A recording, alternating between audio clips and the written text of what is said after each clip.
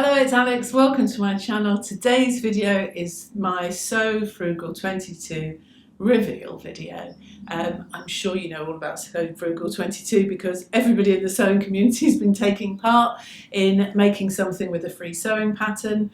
And I just want to show you what I made. I talked about a couple of options. I was the first, or myself and Shirley were the first two sewing vloggers to show you our ideas of patterns that are out there. So you've probably forgotten because it was so long ago and there have been so many people since. It's amazing how many people have got on board with this one. But yes, I've made two of them. Now one, as I mentioned in my video last week, is one that I love and I think it looks really nice, but it's not going to work for me, and so it is one that I've said that if anybody in the UK would like it, I say the UK because I just don't want to pay postage elsewhere, if anyone in the UK would like this top, let me know, and if there's more than one I'll do some sort of random generator thing. But first off, why don't I show you this one, seeing as you can already see. I showed you this pattern. It's the bias skirt from Alyssa Montanez. She has a few free sewing patterns and she also has a couple that are paid for. So I did say on that video that I thought that this was more or less identical to the bias skirt from Tessuti patterns that I have. Actually, they're not the same because the Tessuti one is just a straight A line and this one has more of a fluted shape, so it comes down and sort of does a flippy thing. So they're not identical. This also has darts on the back, which I can't remember if the Tessuti one does, but I think those darts work really well and give it a nice shape as it falls down. So yes, I am really happy with my skirt. So yeah, as I said, it's in the original video, because I was always planning to make it from this satiny fabric. It is pretty unforgiving. It does show every lump and bump, but you know, that's the nature of the beast. It's not too awful. I have noticed, however, that you can see, you get a kind of notice where the seam is on the tights that I've got underneath. So there you go, lesson learned. Wear seamless tights or bare legs. Mind you, do you know, I tried it on just with bare legs and trainers last night, and my goodness, do I need some fake tan. My legs are ghostly. And also it was boiling hot yesterday and snowing this morning. I don't know what the weather's doing in the UK at the moment. But yes, back to the skirt. I really enjoyed making it. This is, originally I made a size large, but I actually found it to be too big because although, I mean, really what you're most mindful of with this kind of pattern is your hip measurement, because you're pulling it up.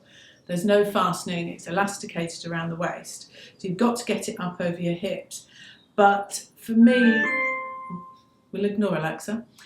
For me, the elastication around the waist was too gathered and too sort of noticeable, so I just took a little bit off the sides. So I've probably slightly changed the shape of it a little bit because all I did was take 1 centimetre off either side seam from waist down to the hem. But yeah, I do like it. I kind of feel, I thought that perhaps I might wear it sort of in the coming season, in spring and summer. But I'm thinking now, I think it probably is a bit wintry or evening-y, being this kind of combination of the satin and the colour. I don't know, I'll give it a try. I certainly probably don't want to have this seam showing. But yeah, really, really like it.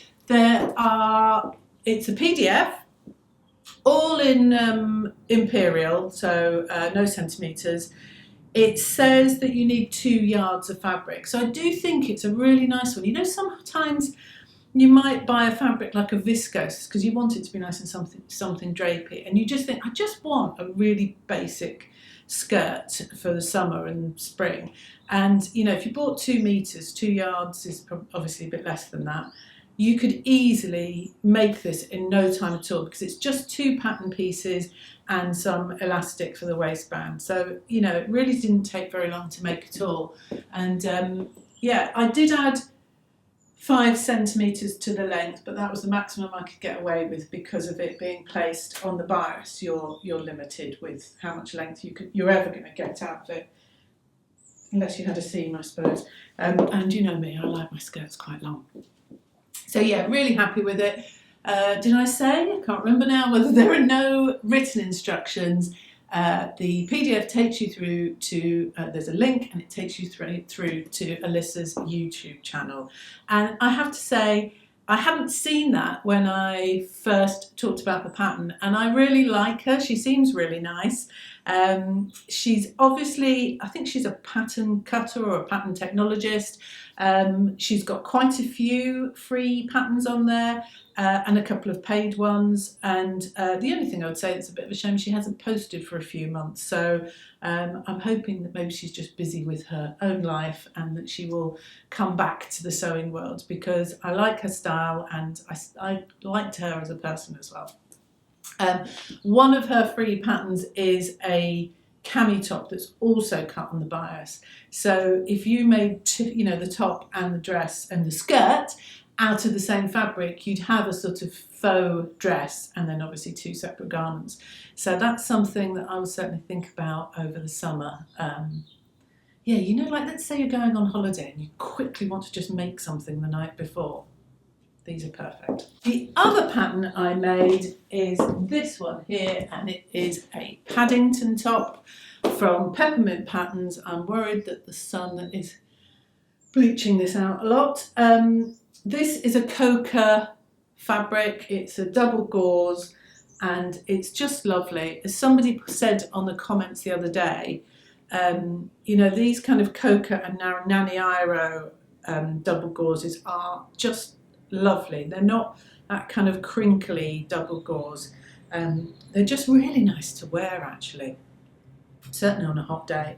So, but me being me, I don't know if you can see it or not, I had to add something, and I added these lace inserts into the raglan sleeves. I'll put a picture in of what that trim looks like when it's just on the roll, but really it was pretty easy to do. It's no different really than like a bias binding. So you just attach each pattern piece to each side of the lace. Obviously what that did mean though is that I've widened out the neckline.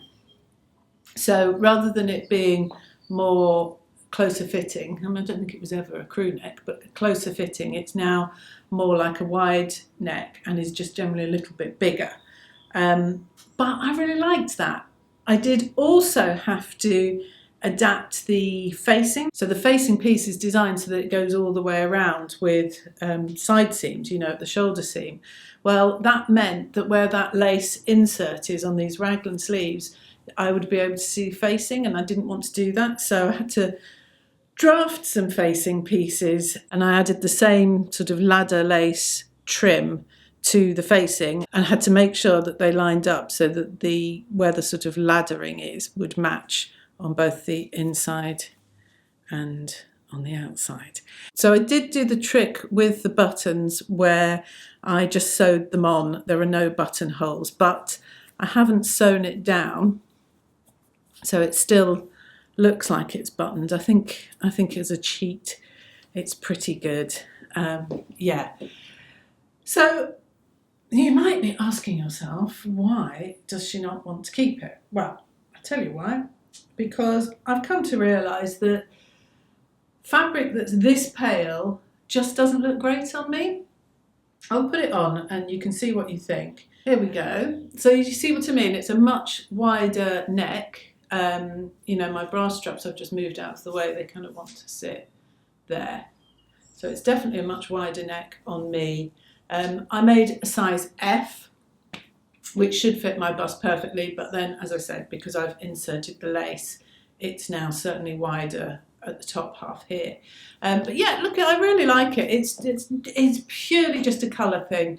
I think it's a lesson learnt now. Just anything too pale, I need some kind of warmth, I think. But yeah, I really like it. I don't know if my camera's going to pick up those that button detail at the back. I think it's a really nice little top, and I would definitely make it again, just in a different choice of fabric for me. And it was really nice to have an excuse to experiment with the insert lace. I think because I asked on Instagram what it's called, and I think it's called something like entrelac. Don't know if that's the right pronunciation, but it's a nice little detail to add in, because especially in the summer, you get it in little, you get it in skirts and often in little girls' dresses and that sort of thing. But I just think it could go to a better home. I know that I'm just not going to wear it. So if anybody is in the UK and would like it, I've only worn it while I'm trying it on today and the other day. I will bung it in the washing machine and give it a press. But just let me know, and as I say, if there's more than one of you, I'll enter numbers into a random generator or something, and yeah, I'd rather somebody else had it and got use out of it. So that's what I made. Big thanks to Sam and Rowan for running this challenge, the Yorkshire Showgirl and Frugalissima. I've got a funny feeling it's going to be an annual event. There are so many prizes up for grabs. Really rather hope I win one. But yes, if you've made your So Frugal garments, don't forget to use the hashtag for SoFrugal22. Post it over on Instagram and stand by for a tsunami of garments made from free sewing patterns. Okay, thank you very much, everybody. I will see you soon. Bye bye.